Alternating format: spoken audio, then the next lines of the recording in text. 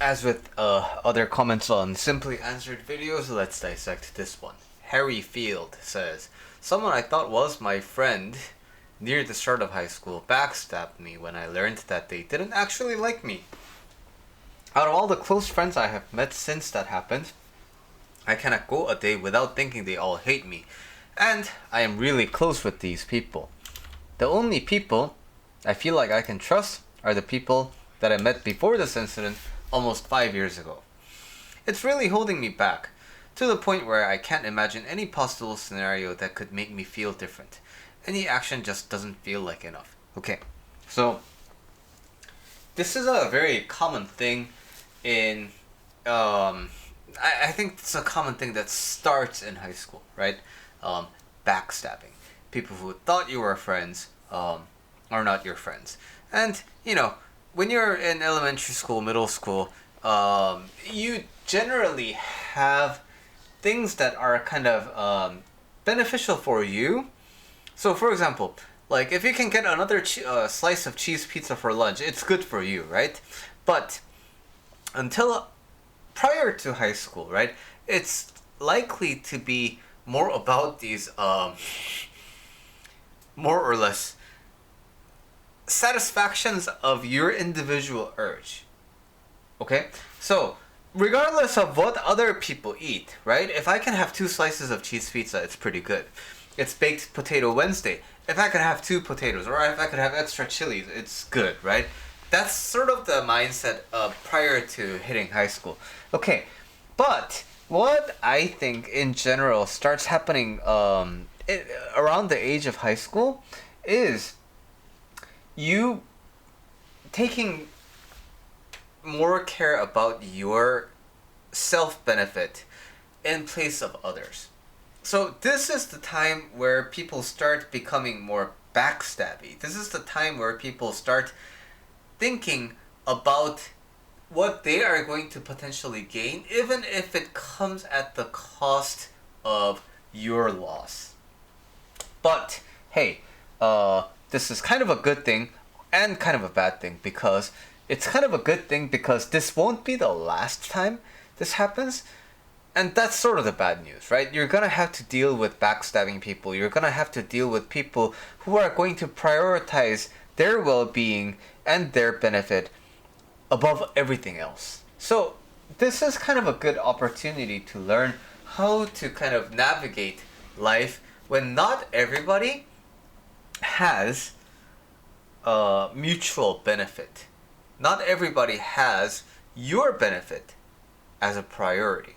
But before we get to the individual solution for this, I think it's also very important to at least note why this type of behavior happens.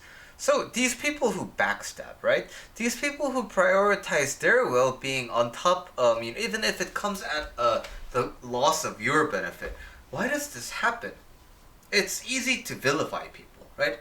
It's easy to think because they're shitty people. It's easy to think because, they're just not the friends that you thought they were, and they generally kind of suck. But that kind of a mindset ultimately leads to this type of a experience, right? So if you have a backstabbing friend, how can you be happy, right? If you had a thought you really loved and they end up betraying you, how can you be happy, right? Like this person says, any action just doesn't feel like enough. There's no possible scenario that could make me feel different. So that's if you vilify people. That's if you think that this guy backstabbed me. Okay, so when you believe this person backstabbed you, right? How can you be friends with the backstabber? How can you forgive a backstabber? Because they did something bad, right? So it's important to contextualize why these types of people ultimately do engage in types of these behaviors. And you know what? When you ask the backstabber, right? Hey, you backstabbed me.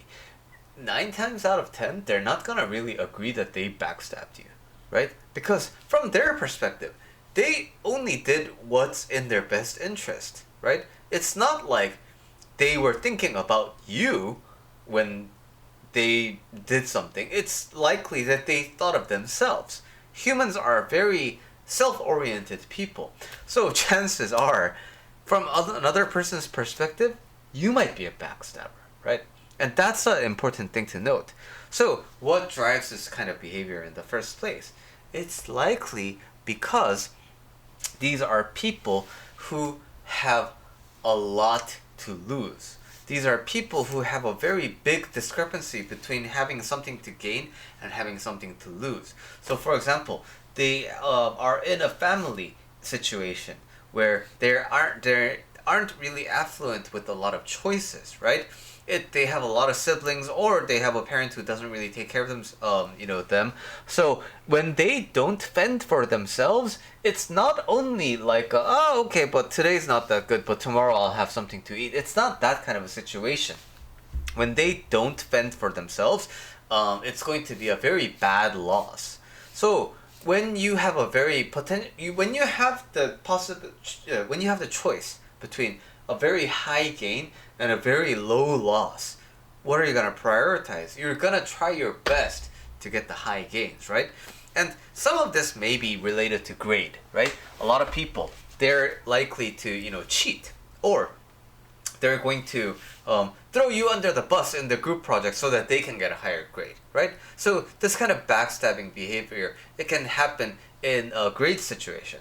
Now, you're in high school, so of course, it can happen in romance situations too, right? It can also happen with like drugs. It can happen with so many different things.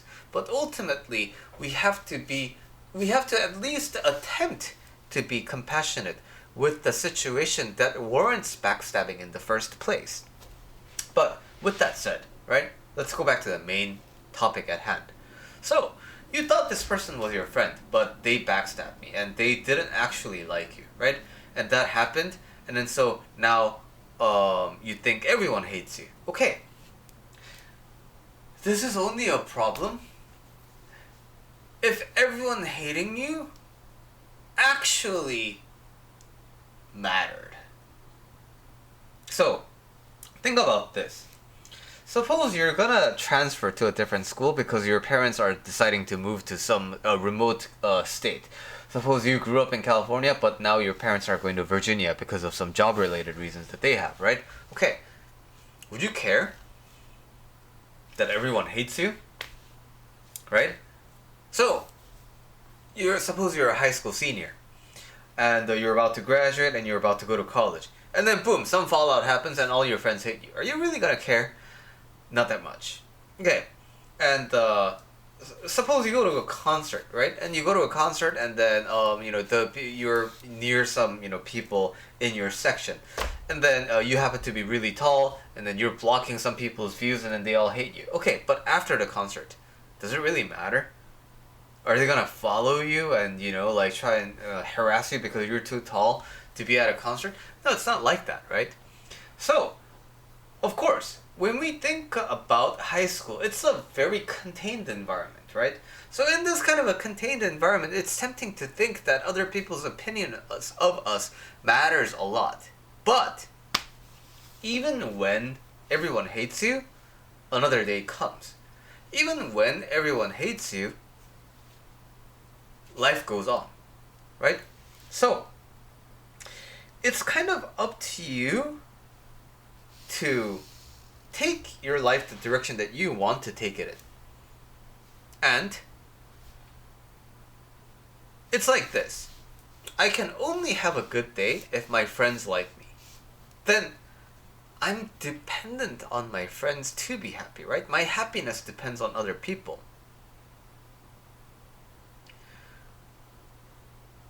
This, in high school context, because you are a minor, it's kind of a default way of thinking because a lot of your happiness, a lot of your well-being depends on your parents, right? So if your parents are not in a good mood, then you're likely to not have a good day. If your parents are in a good mood, then you're likely to have a good day. Why? Because you're a minor, right? You don't really have complete freedom over your life. So this kind of thinking about other people are in charge of my happiness, is a kind of a default way to think about life when you're in your teenage years, when you're in high school. But when you look at life from a longer lens, suppose, I know it's kind of bad to talk about, like, categorize people like this, but we all have popular people in high school, and we all have these, like, nerds and losers in high school, right? So if a popular person hates you, it matters a lot, right? But if a loser, if someone who's not that popular hates you, it doesn't really matter, right? Why? Because you ultimately, it's the people who you want validation from. You want their validation in order for you to be happy. So why this is important is people hating you, people not hating you is not really the question at hand. The primary issue here is that there are certain people you care about. There are certain people you want validation from. And that is outsourcing your happiness to other people. But the thing is, suppose years go by. Suppose 5 years go by. And 5 years later, you start thinking about your life, you reflect back on the journey of your life, and you think, wow, for the last 5 years, I spent so much time thinking about what this particular person thinks about me. And I can safely say, practically nobody thinks that was such a great thing.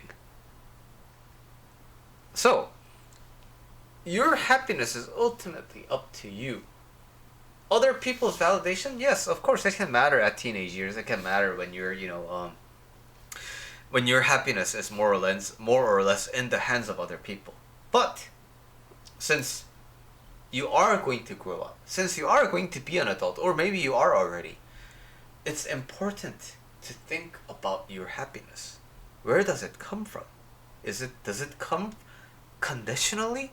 Does that mean if these conditions are not met, you can never be happy?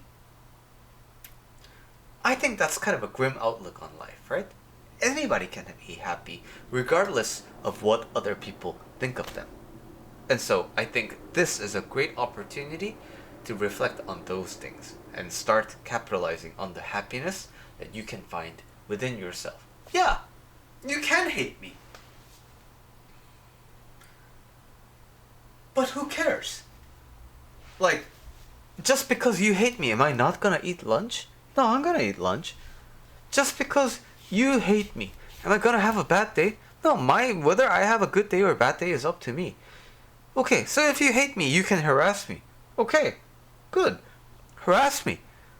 And, if it goes above the line, then I'll just report you to the authorities. Yeah, you can call me a tattletale. You can call me a narc. But I don't care. I'm just looking out for myself, and I'm trying to have the best day that I can. And if you get in your way, if you get in my way of me getting happiness, yeah, I mean, you have the freedom to do that.